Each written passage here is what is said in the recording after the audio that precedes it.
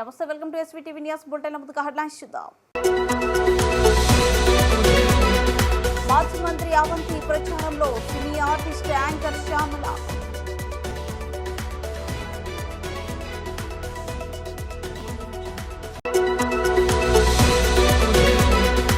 నిండుకుండ లాంటి చెరువులతో పచ్చని పల్నాడుని సాధిస్తాం.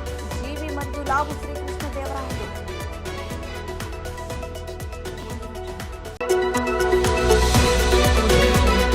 మంత్రి ఉషాశ్రీ చరణ్ రెడ్డి తప్పుడు విమర్శలను తిప్పికొట్టిన టీడీపీ అభ్యర్థి సవితమ్మ.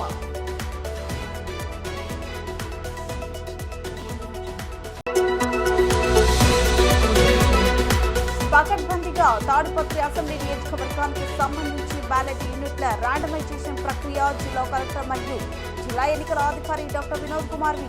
వైఎస్ఆర్ కాలనీ ప్రజలు వైఎస్ జగన్ ను మరోమారు ముఖ్యమంత్రిని చేసి రుణం తీర్చుకోవాలని భీమిలి నియోజకవర్గ ఎమ్మెల్యే అభ్యర్థి మాజీ మంత్రి అవంతి శ్రీనివాస్ పిలుపునిచ్చారు. గ్రేటర్ విశాఖ 5వ వార్డు పరిధి కొమ్మతి వైఎస్ఆర్ కాలనీలో అవంతి శ్రీనివాస్ ఎన్నికల ప్రచారంలో సినీ ఆర్టిస్ట్ యాంకర్ శ్యామలతో కలిసి జోష్గా చేపట్టారు. అవార్డు అధ్యక్షుడు పోతిన హనుమంతరావు ఆధ్వర్యంలో ఈ కార్యక్రమంలో జీవీఎంసీ 6వ వార్డు కార్పొరేటర్ ముత్తంశెట్టి లక్ష్మీ ప్రియాంక తదితరులు పాల్గొనగా వైఎస్ఆర్ కాలనీ మహిళలు పెద్ద ఎత్తున మంగళ హారతులతో ఆహ్వానించి అడుగడుగున్న నీరాజనాలు పలికారు. ఈ సందర్భంగా యాంకర్ శ్యామల మాట్లాడుతూ భీమిలి నియోజకవర్గంలో అవినీతి ఆరోపణ లేని నాయకుడిగా అవంతి శ్రీనివాస్ కీర్తిని ఆర్జించడం అభినందనీయమన్నారు. రాష్ట్రం మరింత అభివృద్ధి చెందాలన్నా అన్ని వర్గాల ప్రజలకు సమాన న్యాయం జరగాలన్నా ముఖ్యమంత్రి జగన్మోహన్ రెడ్డితోనే సాధ్యమని రానున్న ఎన్నికల్లో ఫ్యాన్ గుర్తుపై ఓటు వేసి ఎమ్మెల్యేగా అవంతి శ్రీనివాసరావును, ఎంపీగా అభ్యర్థిగా బోస ఝాన్సీ లక్ష్మిని గెలిపించాలని ఈ సందర్భంగా శ్యామల ప్రజలను కోరారు. అలానే జగన్మోహన్ రెడ్డి గారు బలపరిచి మరొకసారి ఎమ్మెల్యే క్యాండిడేట్ గా అవంతి శ్రీనివాస గారిని పంపించారంటేనే మరి జగన్ మార్క్ ఉన్న అవంతి శ్రీనివాస గారి గురించి నేను మరొకసారి చెప్పనవసరం లేదు. 2 సార్లు భీమిలి ఎమ్మెల్యేగా చేశారు. గత 15 సంవత్సరాలుగా రాజకీయాల్లో ఉన్నటువంటి అవంతి శ్రీనివాసరావు గారు ఏ మచ్చ లేనటువంటి నాయకుడు అని యూనిక్ లీడర్ గా పేరు తెచ్చుకున్నారు మా నాన్నగారని గర్వంగా ఈరోజు ఆయన వెనకాలండే ప్రతి కార్యకర్త, ప్రతి నాయకుడు తల ఎత్తుకుని కాలు దగ్గరేసుకుని తిరిగే రోజులు. అవతల వ్యక్తి గురించి మాట్లాడి టైం వేస్ట్ చేసుకోదలుచుకోలేదు. మరి ఎవరి మీద కూడా పర్సనల్ రిమార్క్స్ చేయాల్సిన అవసరం లేదు. మన జగనన్న చేసిన పథకాలు, మన జగనన్న చేసిన అభివృద్ధి చెప్పుకోవడానికి మనకు టైం సరిపోదు. ప్రజలందరికీ తెలుసు వారి మనసులో జగన్మోహన్ రెడ్డి గారు ఉన్నారు. అలానే అవంతి శ్రీనివాసరావు గారి గురించి ప్రజలందరూ కూడా చాలా హ్యాపీగా ఓపెన్ ఆర్మ్స్ ఈరోజు యాక్సెప్ట్ చేస్తున్నారు. ఎందుకంటే ఏ ఎమ్మెల్యేని ఇన్నిసార్లు మేము చూడలేదు. మన ఎమ్మెల్యే గారు నాయకుల కంటే ఎక్కువ మన గడప దగ్గరకు వచ్చేస్తున్నాడని ప్రజలే చాలా సంతోషంగా మళ్ళీ అవంతి గారు రావాలి, ఆయన ఉంటేనే మేము ఏదైనా చెప్తే పలికే వ్యక్తి, ఏదన్నా అడిగితే ఏమి ఆశించకుండా పనిచేసే వ్యక్తి అని కులము, మతము, పార్టీ, ప్రాంతం ఏది చూడకుండా ఎలా అయితే జగన్మోహన్ రెడ్డి గారు అభివృద్ధి చేస్తున్నారో అవంతి గారు ఆఫీస్ భీమిలికి వస్తే మీరు ఎవరు ఎక్కడి నుంచి వచ్చారని కూడా అడగరు.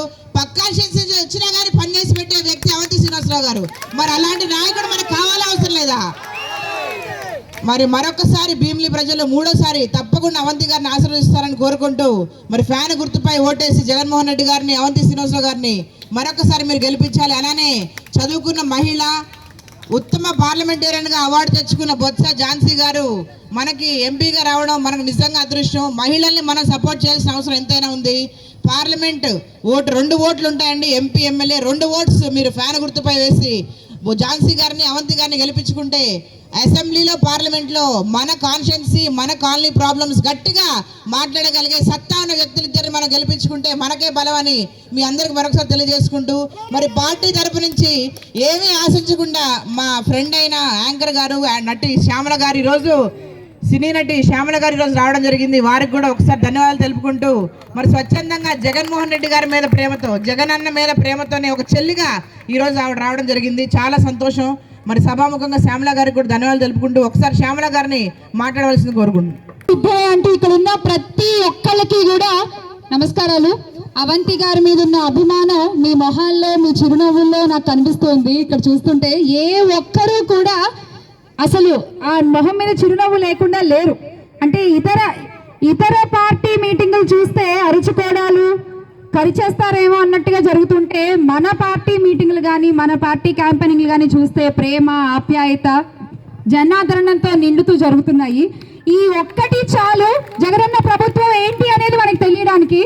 ఇక వైఎస్ఆర్ కాలనీలో నించుని నేను వైఎస్ఆర్సీపీ పార్టీ గురించి కొత్తగా చెప్పాల్సింది ఏమీ ఉండదని నేను అనుకుంటున్నాను. ఏమంటారు? అంతే కదా? జై వైఎస్ఆర్.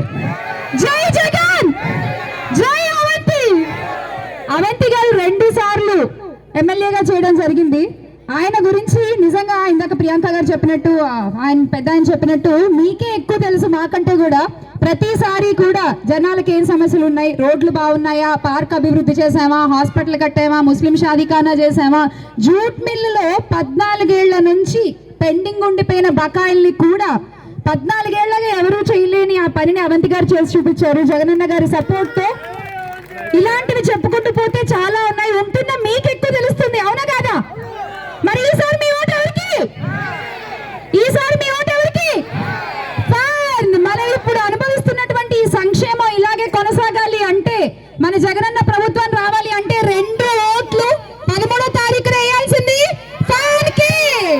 ఒకటి భీమిలి నియోజకవర్గం నుంచి మన అవంతి శ్రీనివాసరావు గారికి, అలాగే ఎంపీగా నిలబడిన మన బొత్స ఝాన్సీ లక్ష్మి గారికి మరొకసారి గుర్తు చేస్తున్నారు, ఎవరికి మన ఓటు? అందరూ చెప్పాలి ఇలా. ఫ్యాన్, ఈ ఫ్యాన్ ప్రపంచానికి మరొకసారి ఆంధ్ర రాష్ట్రం దద్దరిల్లాలి, అవునా కదా? జై జగన్, జై అవంతి.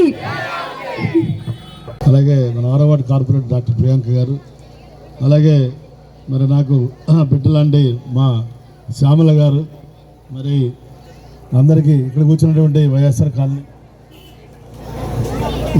కాలనీ, అలాగే పవన్ మిత్ర, ఇక్కడికి వచ్చినటువంటి మా అక్క చెల్లెలకి, అన్నదమ్ములకి అందరికి కూడా పేరు పేరున హృదయపూర్వక నమస్కారాలు. మరి చాలా సంతోషం, ఎప్పుడు మీ కాలనీకి వచ్చినా కూడా మీరు చూపించేటువంటి ఆప్యాయత, అనురాగం మర్చిపోవాలన్నది. ముఖ్యంగా ఈరోజు చాలామంది కొంచెం ముందుగా క్షమించాలి, మీ అందరూ లేట్ అయింది కొంచెం. మరి ముందుగా మహిళలు చాలా పెద్ద ఎత్తున వచ్చి మరి అందరూ కూడా ఆశీర్వదించి వెళ్ళారు. అంటే మరి మీరు వంటలు చేస్తున్న టైం కాబట్టి. మరి ఏదేమైనా ఈ సచివాలయ పరిధిలో మీ వైఎస్ఆర్ కాలనీలో 2 సచివాలయాలు ఉన్నాయి. 2 సచివాలయాలకు కూడా 30 కోట్ల రూపాయలు సంక్షేమ కార్యక్రమాలకి నేను ఎమ్మెల్యే అయిన తర్వాత, జగన్ గారు ముఖ్యమంత్రి అయిన తర్వాత ఇవ్వడం జరిగింది. అలా మీ వార్డు మొత్తం ఎన్ని కోట్లు సురేష్? వార్డు మొత్తం సచివాలయాలు కలిపి మరి సంక్షేమం కానీ అభివృద్ధి కానీ 200 కోట్ల రూపాయల వరకు సుమారు ఖర్చు పెట్టడం జరిగింది. మొత్తం మధురవాడంతా కూడా ఒక 400 కోట్లు, అలాగే భీములు అంతా కూడా 2250 కోట్ల రూపాయలు 120 సచివాలయాల్లో మరి నేను ఎమ్మెల్యే అవ్వబట్టే, జగన్ గారు ముఖ్యమంత్రి అవ్వబట్టే సంక్షేమానికి ఖర్చు పెట్టడం జరిగింది. అలాగే అభివృద్ధి కూడా ఒక 500 కోట్లు ఖర్చు పెట్టడం జరిగింది. మరి ఎక్కడ కూడా మన జగన్ గారికి ఎందుకు ఓటు వేయాలన్నది ఎక్కువ చెప్పకుండా మీకు 4 పాయింట్లు చెప్తాను. ఫస్ట్ది, మరి ఎక్కడా కూడా మనం ఈ 5 సంవత్సరాల కాలంలో ఇన్ని వేల కోట్లు ఖర్చు పెట్టినా కూడా రాష్ట్ర వ్యాప్తంగా 1,10,00,000 కుటుంబాలకి 2,70,000 కోట్ల రూపాయలు ఇచ్చినటువంటి ఏకైక ముఖ్యమంత్రి దేశంలో వైఎస్ జగన్మోహన్ రెడ్డి గారు. అన్ని ప్రాంతాలు అభివృద్ధి చెందాలని కోరుకున్న నాయకుడు వైఎస్ జగన్మోహన్ రెడ్డి గారు. తప్పనిసరిగా మరి ఇవాళ రాష్ట్ర వ్యాప్తంగా కూడా 3 ప్రాంతాల్లో కూడా ఆయన నాయకత్వాన్ని కోరుకుంటున్నారు. ముఖ్యంగా ఇక్కడ పెద్దలు, పవన్ మిత్ర పెద్దలు కూడా చాలామంది ఉన్నారు, అపార్ట్మెంట్ వాసులు, మరి బాగా చదువుకున్న వారు, మీ అందరూ కూడా విద్యావంతులు. మీరు అనుకో జగన్ గారు ముఖ్యమంత్రి అయితే మనకేమొస్తుంది? మన పథకం. దశాబ్దాల కరువు కష్టాలను తీర్చి నిండు కుండల్లాంటి చెరువులతో పచ్చని పల్నాడును సాధించి చూపిస్తామని హామీ ఇచ్చారు జీవి ఆంజనేయులు.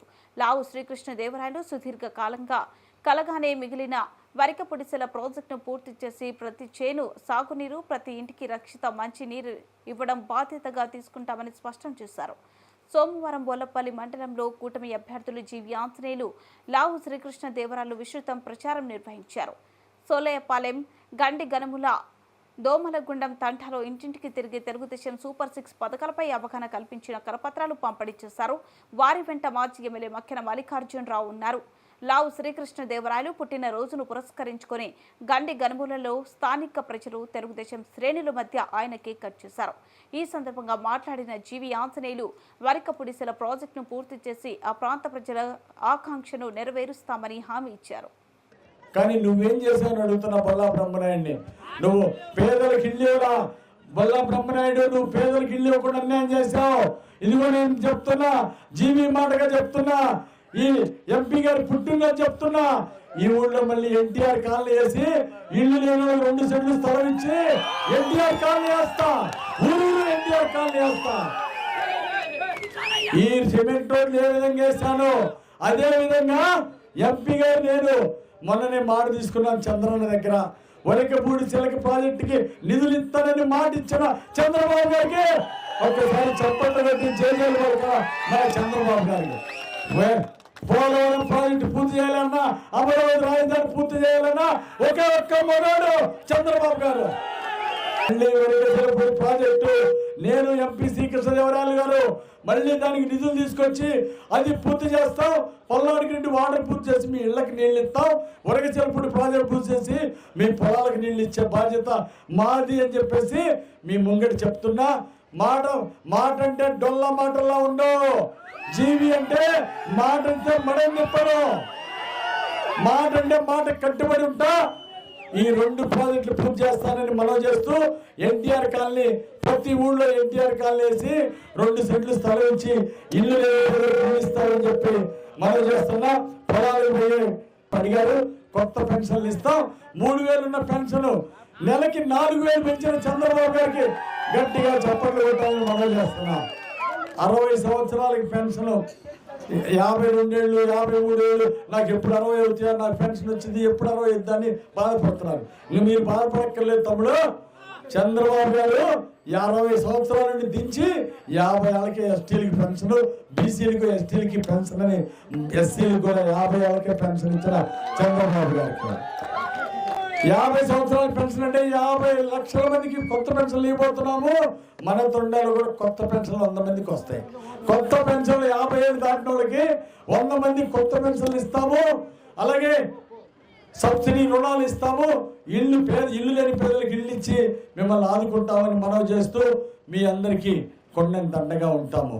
జీవి ఆంజనేయులు, అలాగే మన మక్కెన గారు, అలాగే మన ఎంపీ శ్రీకృష్ణదేవరాయలు అందరం కూడా కొండంత అండగా ఎస్టీస్కి, ఎస్సీలకి, బీసీలకి, పేద వర్గాలకి అండగా ఉంటామని మీ అందరికీ మనవి చేస్తూ మరొక్కసారి వరకపూడి చిల ప్రాజెక్టు పూర్తి చేసే బాధ్యత మేము చేస్తామని ప్రతిజ్ఞ చేస్తూ నాకు ఈ అవకాశం ఇచ్చిన మీ అందరికీ ధన్యవాదాలు తెలియజేస్తూ, మన ఎంపీ శ్రీకృష్ణదేవరాయలు గారు చాలా మంచి వ్యక్తి. వరకపూడికి 70 ఏళ్ళలో ఎవరు పర్మిషన్ తేలా. మన హీరో గారు శ్రీకృష్ణదేవరాయలు పర్మిషన్ వచ్చారు. అయితే ఈరోజు తెలుగుదేశంలోకి ఎందుకు వచ్చాడో తెలుసా? జగన్ గారు చుట్టూ 4 సార్లు తిరిగినా వరకపూడి ప్రాజెక్టు నిధులు ఇవ్వయా అంటే అనుమతులు వచ్చినాయి, డబ్బులు కట్టు నిధులు ఇవ్వంటే ₹1 కూడా నిధులు ఇవ్వాల జగన్మోహన్ రెడ్డి. పోలవరం 72% చేసినటువంటి చంద్రబాబు గారు 5 ఏళ్లలో 3% నుండి జగన్మోహన్ రెడ్డిని చూసినాక ₹1 కూడా వరకపూడి చిలకి నిధులు ఇవ్వలేదని బాధపడి మళ్ళీ ఈ ప్రాజెక్టు పూర్తి అవ్వాలంటే చంద్రబాబు గారి ద్వారా అవుతుంది.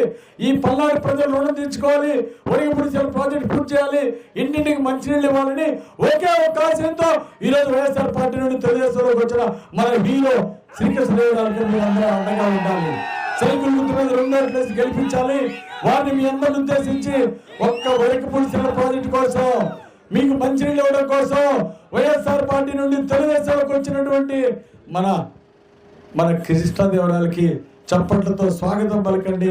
వారిని మాట్లాడాల్సిన కోరుతున్నా. నైకాల్సిన గ్రామ వాసులందరికీ కూడా పేరున హృదయపూర్వక నమస్కారం. పెద్దలు జీవి గారు, మక్కెన గారు, రామరావు గారు, వేదికపై ఉన్న శ్రీనివాసరావు గారు, ఇతర పెద్దలందరికీ కూడా పేరున హృదయపూర్వక నమస్కారం. మామూలుగా అయితే రాజకీయ నాయకులందరూ కూడా స్టేజ్ మీద ఎక్కుతారు, కానీ ఈరోజు ఒక స్పెషల్ గెస్ట్ మన స్టేజ్ మీద ఎక్కడం జరిగింది. రామరావు గారు కొన్ని సంవత్సరాలుగా వరకపూడి చిలక ప్రాజెక్టు కోసం తిరిగి చాలా ధర్నాలు చేసి నిద్రాహారాలు మాని పనిచేసిన వ్యక్తి రామరావు గారు. ఆయన్ని మామూలుగా ఏ పార్టీకైనా వచ్చి ప్రచారం చేయమంటే కొద్దిగా దూరంగా ఉండే మనిషి. నాకు ఈ పార్టీలతో సంబంధం లేదయ్యా, నాకు కావాల్సింది వరకపూడి చిలక ప్రాజెక్టు, అది చేయండి చాలనే మనిషి. అటువంటి మనిషి ఈరోజు వచ్చి ఇక్కడ నిల్చున్నాడంటే ఒకసారి అర్థం చేసుకోండి. మీరు ఈరోజు అర్థం చేసుకోండి. ఆయన నా వెంటబడినంతగా నాకు తెలిసి ఈ నియోజకవర్గంలో ఎవరు వెంటబడలేదు. ఈ 5 సంవత్సరాలు కనీసం వారానికి ఒకసారన్నా 10 రోజులకు ఒకసారన్నా ఫోన్ చేసేవారు. బాబు ఎంపీ గారు ఎక్కడి దాకా వచ్చింది వరకపూడి చిలక, ముందుకు వెళ్తుందా లేదా, నువ్వు పర్మిషన్స్ తేవాలి, నీ బాధ్యత, అది ఎక్కడి దాకా వచ్చింది. వారానికి కనీసం 10 రోజులకు ఒకసారన్నా ఫోన్ చేసేవారు. అటువంటి వ్యక్తులు చాలా అరుదుగా ఉంటారు. ప్రాంతం పైన, ఇక్కడ ఉన్న జనాల పైన ఒక బాధ్యత కలిగిన వారు అలాంటి వారు ఉండటం వల్ల మన బాధ్యత కూడా మనకు కూడా ఒక బాధ్యతలాగా, ఒక పదవిలోకి వెళ్తే ఒక బాధ్యతలాగా మనం కూడా ఫీల్ అయ్యి పనిచేస్తాం. అంతేగాని ఏదో గెలిచిన తర్వాత ముందు ఒక 3 పోలీస్ కార్లు, 4 వెనకమాల ఒక 4 పోలీస్ కార్లు, ఒక పెద్ద బెటాలియను, సైరన్లు ఇది వేసుకొని తిరగడం ఒక లెక్క. మరో లెక్క ఏంటంటే బాధ్యతగా మన పని మనం చేయటం. ఇటువంటి వాళ్ళు ఉండబట్టే కొద్ది గొప్ప మేము బాధ్యతగా పనిచేస్తాం. మా రాజకీయ నాయకులు వారి ప్రోత్సాహం వల్లైతే, ఈ ప్రజల ఆకాంక్ష వల్ల అయితే వరికప్పుడు సెలకి ఏదైతే 60 సంవత్సరాల నుంచి అన్ని ప్రయత్నాలు చేశారో కేంద్రం నుంచి అనుమతుల కోసం, ఆ అనుమతులు అన్నీ కూడా ఈరోజు మనం తెచ్చుకోగలిగాం. ఆ అనుమతులు అన్నీ కూడా ఈరోజు తెచ్చుకోగలిగాం. అటు వన్యప్రాణం అనుమతి, అలాగే అటవీ శాఖ అనుమతి, ఈ 2 కూడా కేంద్రం నుంచి మనం తెచ్చుకున్నాం. ఈ ప్రాజెక్టు ముందుకు వెళ్ళడానికి ఇంకెటువంటి ఆటంకం కూడా లేదు. ఇదివరకు శంకుస్థాపన చేసిన ప్రాజెక్ట్ కట్టడానికి అక్కడ దాకా వెళ్తే వాళ్ళు నోటీస్ పంపించేవారు, మీరు ఇక్కడ ప్రాజెక్ట్ కట్టడానికి వీల్లేదు, ఇది వన్యప్రాణులు తిరిగే ప్రదేశం, ఇక్కడ మీరు సంచరించకూడదు అని చెప్పి. ఇది అటవీ శాఖది, ఇక్కడ మీరు ఏమీ చేయకూడదని చెప్పి నోటీసులు పంపించేవారు. కానీ మనం వాళ్ళని ఒప్పించి ఆ పర్మిషన్స్ అన్నీ కూడా కేంద్ర ప్రభుత్వం తీసుకురాగలిగాం. అయితే తెచ్చిన తర్వాత కూడా దాదాపు 6 నెలలు 7 నెలల తర్వాత కూడా ₹1 నిధి కూడా, అంటే లోన్ కూడా వచ్చింది ఆ ప్రాజెక్ట్ కట్టడానికి. కానీ లోన్ వచ్చినా కానీ ఆ లోన్ని ఆ కాంట్రాక్టర్ పనిచేస్తే వాడికి ఇచ్చే పరిస్థితిలో రాష్ట్ర ప్రభుత్వం లేదు. పనిచేస్తే రాష్ట్ర ప్రభుత్వం లేదు వాడికి డబ్బులు ఇచ్చే పరిస్థితి. ఇప్పుడు కాంట్రాక్టర్ని వెళ్ళి అడిగి, అయ్యా మీరు చెయ్యండి కొద్దిగా పని అంటే, కాంట్రాక్టర్ అంటా ఉన్నాడు, నువ్వు ఇన్ని 100 కోట్ల ప్రాజెక్ట్ చేయమంటున్నావు, ఇన్ని 100 కోట్ల ప్రాజెక్ట్ చేయమంటున్నావు, మీ రాష్ట్రంలో ఒక రోడ్ వేస్తేనే బిల్లు ఇవ్వలేని పరిస్థితిలో మీ రాష్ట్రం ఉంది, నేను ఏ నమ్మకంతో ఈ పని చెయ్యాలని ముందుకు వెళ్ళి అని చెప్పి అడిగే పరిస్థితిలో ఉన్నారు. పర్మిషన్స్ అన్నీ వచ్చిన ప్రాజెక్టుకి పరిస్థితి, ఎటువంటి ఆటంకాలు లేవు ఈ ప్రాజెక్ట్ ముందుకు వెళ్ళడానికి. మీ అందరికీ మాట ఇస్తా ఉన్నాం. నేను, జీవి గారు, రమణరావు గారికి, అలానే ఆకాంక్షిస్తున్న ఇక్కడ బొల్లాపల్లిలో ఉన్న ప్రజలందరికీ కూడా మాటిస్తూ ఉన్నాం.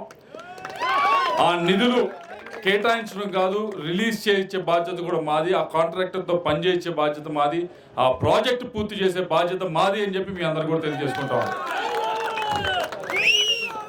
రాష్ట్రంలోని మంత్రి ఉషశ్రీ ఓ పెద్ద ఆనకొండ అని, ఉషమ్మకు ఓటమి భయం పట్టుకుందని, ఆ చంటి పిల్లలా మాట్లాడుతున్నావని సవితమ్మ అంటే ఈ నియోజకవర్గ ప్రజలకి బాగా తెలుసు. నన్ను పేరుతో కాదు అన్నపూర్ణమ్మ అని పిలుస్తారని శ్రీ సత్యసాయి జిల్లా పెనుగొండ నియోజకవర్గ ఎమ్మెల్యే అభ్యర్థి సవితమ్మ అన్నారు.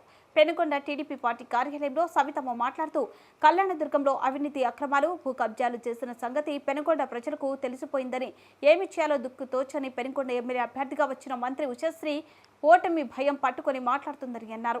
మీ అవినీతి అక్రమాలు రాస్తే పెద్ద బుక్కులే అవుతాయని అన్నారు. అయినా నాకు అంత సమయం లేదు, నేను ప్రజాక్షేత్రంలోనే తేల్చుకునేందుకు సిద్ధంగా ఉన్నాను అని సవితమ్మ అన్నారు.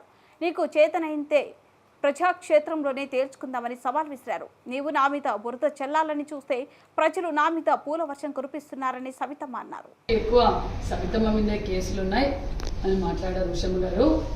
నేను తెలియజేసేది ఒకటే, సివిల్ డిస్ప్యూట్ కేసులు కనపరిచిన అవసరం లేదన్న విషయం మంత్రిగా మీకు తెలియదా? అంతేకాకుండా మీరు 420 సవితమ్మ అన్నారు. ఈ జిల్లాకి, ఈ రాష్ట్రానికి సవితమ్మ అంటే ఏంటో తెలుసు తల్లి. కళ్యాణదుర్గం అడిగినా రాష్ట్రమంతా మంత్రిగా పనిచేసిన నువ్వు నా గురించి మాట్లాడారా నీకుందా? నీకు కథలుగా పుట్టలుగా నువ్వు ఏ విధంగా అయితే రాష్ట్రాన్ని దోచుకున్నావో కళ్యాణదుర్గంలో మీ వైసీపీ నాయకులు అడిగినా చెప్తారు. ఇక్కడ కూడా పెనుగొండ నాయకులందరికీ తెలుసు, పెనుగొండ ప్రజలకు తెలుసు ఎవరు 420నా, సవితమ్మ ఏంటో, సవితమ్మ గురించి ఏంటో అందరికీ తెలుసు. నువ్వు ఇంతవరకు ఈ నియోజకవర్గంలో తిరిగావు, గ్రామాల్లోకి వెళ్ళావు. ఏ గ్రామంలో అయినా మేము ఇది చేశాం, చెయ్యబోతాం అని ఏమైనా ధైర్యంగా చెప్పగలిగావా అని కూడా నేను అడుగుతున్నాను. మంత్రిగా నువ్వు మహిళల గురించి మాట్లాడతావా? శిశు సంక్షేమ మంత్రిగా పనిచేస్తూ మా పెనుగొండ నియోజకవర్గానికి నువ్వు వచ్చిన మొదటి రోజు వందలాది మంది అంగన్వాడీ కార్యకర్తలు, అంగన్వాడీ వర్కర్లు నిన్ను కలవడానికి వస్తే పోలీసులతోనూ నీ రౌడీలతోనూ దొప్పించి వాళ్ళకి గాయాలైనా కూడా పట్టించుకోలేదు. నువ్వు మహిళల గురించి మాట్లాడతావా? నా గురించి మాట్లాడతావా తల్లి? అమ్మా, ఈరోజే కాదు, మహిళలను నా అక్క చెల్లెల్లో చూసింది నేను తల్లి. ఇప్పుడు కాదు, ఏ గవర్నమెంట్ హాస్పిటల్కి వెళ్ళినా, ఏ గుంటూరు కావచ్చు, మరి పెనుగొండ కావచ్చు, సోమందపల్లి కావచ్చు, రొద్దం కావచ్చు, గర్భిణీ స్త్రీలకు 5 సంవత్సరాలుగా ప్రతి నెల వాళ్ళు పరీక్షలకు వచ్చినప్పుడు వాళ్ళకు పౌష్టికాహారం అందించిన సవితమ్మ ఈ సవితమ్మ. అంతేకాదు, HIV పేషెంట్లు చనిపోయిన తల్లిదండ్రులకు, పిల్లలకు పౌష్టికాహారం ఈ రోజుకి అందిస్తున్న కొన్ని సంవత్సరాలుగా ఈ ప్రాంతానికి సాగునీరు కావాలా అని పోరాటం చేసిన వాళ్ళం మేము, మా పార్టీ. అంతేకాదు, ఈ ప్రాంతం గొల్లపల్లి రిజర్వాయర్ రాకముందు ఈ ప్రాంతం తాగడానికి కూడా లేనప్పుడు నా సొంత నిధులతో నీళ్లు సప్లై చేసినానమ్మా తల్లి నేను. ఈరోజు నువ్వు తల్లికి అన్నం పెట్టేదని చెప్తావా తల్లి? నన్ను ఈ నియోజకవర్గానికి అన్నం పెట్టిన అన్నపూర్ణమ్మ సవితమ్మని ఈరోజు హాతలు పెట్టి పూల వర్షం కురిపిస్తున్నారు. ఈ రోజు కాదు, కొన్ని సంవత్సరాలుగా పెనుగొండ నియోజకవర్గంలో ఏ కార్యక్రమం జరిగినా, కృష్ణదేవరాయ ఉత్సవాలు కావచ్చు, బాబాయ్ స్వామి ఉత్సవాలు కావచ్చు, ఏమీ జరిగినా కొన్ని సంవత్సరాలుగా అన్నదానం చేసి ప్రజలకు ఎప్పుడు అందుబాటులో ఉండేదాన్ని. ఏమైపోయావు మా కరోనా సమయంలో? ఒక ఎమ్మెల్యేగా కళ్యాణ్ దుర్గంలో కరోనా వచ్చినప్పుడు ఏమైపోయావు తల్లి? బెంగళూరు చేరుకున్నావా? చెప్పండి, నా గురించి నువ్వు మాట్లాడతావా? నీకు భయం పుట్టుకొని ఈరోజు మా కుటుంబ సమస్యలు బయటకు తీసుకొస్తే, నేనిగిన నీ చరిత్ర తీస్తే పెన్నగొండలో తలెత్తుకోలేవు తల్లి. సిద్ధమా దానికి? చెప్పు. కానీ ఇక్కడ వ్యక్తిగత విషయాలు మాట్లాడకూడదన్న సంస్కారం నాకుంది. ఈరోజు నువ్వేం చెప్పావు? గ్రావెల్ తోలిన దొంగ అన్నావు. ఎవరు? నేనా? 20 ఏళ్లుగా కంకర్ మిషన్ నడుపుతున్నా. 25 ఏళ్లుగా నేను ఇన్కమ్ ట్యాక్స్ కడుతూ ఇన్కమ్ ట్యాక్స్ అసెస్సీ. నేను 25 ఏళ్ళైంది నేను వ్యాపారం మొదలుపెట్టి. మరి 20 ఏళ్లుగా నా మీద కేసులు లేవు. ఈ 5 సంవత్సరాల్లో మీ వైసీపీ ప్రభుత్వం వచ్చిన తర్వాత నా చరిత్ర ఎల్లు మైన్స్ ఆఫీస్కి వెళ్ళి అడుగు. సవితమ్మ అకౌంట్ ఎలా ఉంటుంది, ఎంత లీగల్ గా ఉంటుందో వెళ్ళి అడుగు. మీ శంకర్ నారాయణ మీకు అలవాటు. వైసీపీ కార్యకర్తల పైన కేసులు పెడతారు, వైసీపీ నాయకుల మీద పెడతారు, తెలుగుదేశం రాష్ట్ర వ్యాప్తంగా మీరు కేసులు పెట్టిన విషయం. ఈ 5 ఏళ్లుగా మీరు ఏం అభివృద్ధి జరగలేదు. మిమ్మల్ని ఎవరైతే ప్రశ్నిస్తారో వాళ్ళ పైన కేసులు పెట్టడం, అక్రమంగా కేసులు పెట్టడం, మా వ్యాపారాలు దెబ్బతీయాలన్న ఉద్దేశంతోనే శంకర్ నారాయణ గారు నా మీద గ్రావెల్ కేసు పెట్టించారు. అది ఏం జరిగిందో కూడా నీకు తెలుసు. అనవసరంగా ప్రజల ముందు ఏదో నన్ను భూతం చేసి చూడాలని చూస్తే నువ్వే పిచ్చిదాన్ని అవుతున్నావు. గ్రావెల్ ఏంటి, మైనింగ్ ఏంటో నాకు 25 ఏళ్ళుగా సార్ తెలుసమ్మా. నేను పుట్టి పెరిగింది గ్రావెల్లోను, మైనింగ్లోనే. నువ్వేం నాకు చెప్పాల్సిన పని లేదు. అంతేకాదు, నేను కదిర్లో కేసు ఉందన్నావు. ఎవరి కోసం పెట్టావు? కదిర్లో ఉందన్నావు, హిందూపూర్లో ఉందన్నావు, అనంతపూర్లో ఉందన్నావు. ఎవరి కోసం? నేను స్టేట్ ఆర్గనైజింగ్ సెక్రటరీ.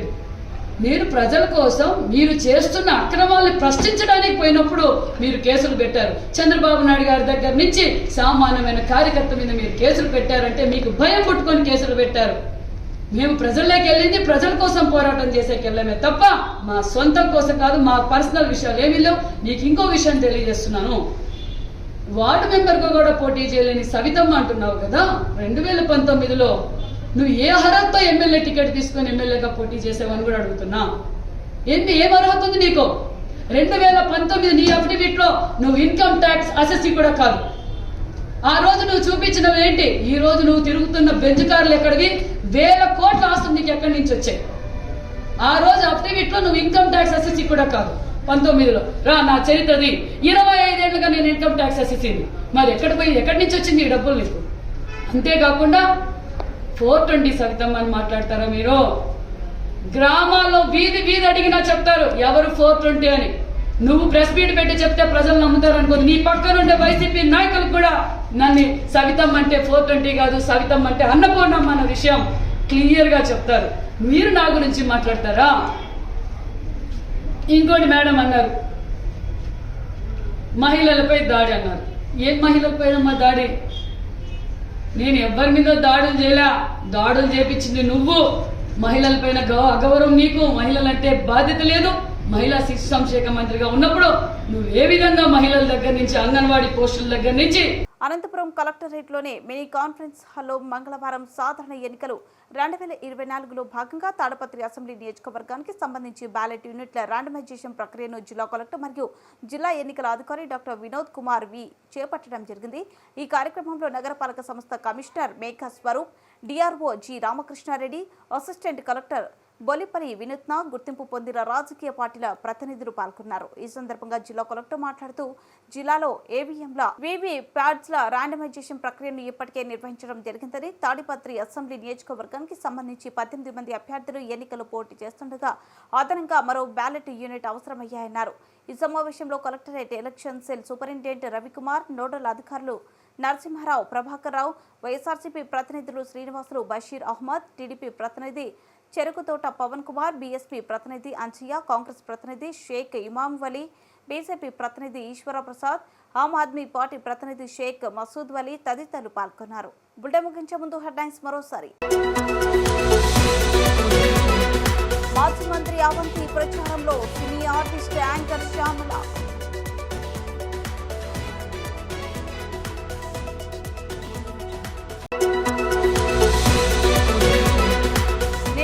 లాంటి చెరువులతో పచ్చని పల్నాడుని సాధిస్తాం, జీవి మరియు లావు శ్రీకృష్ణదేవరాయలు.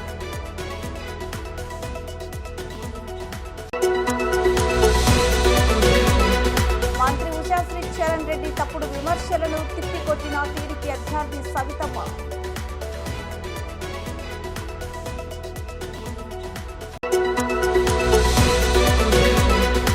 పకడ్బందీగా తాడిపత్రి అసెంబ్లీ నియోజకవర్గానికి సంబంధించి బ్యాలెట్ యూనిట్ల ర్యాండమైజేషన్ ప్రక్రియ జిల్లా కలెక్టర్ మరియు జిల్లా ఎన్నికల అధికారి డాక్టర్ వినోద్ కుమార్ వి. మరింత సమాచారం కోసం చూస్తూనే ఉండండి ఎస్వీటీవీ.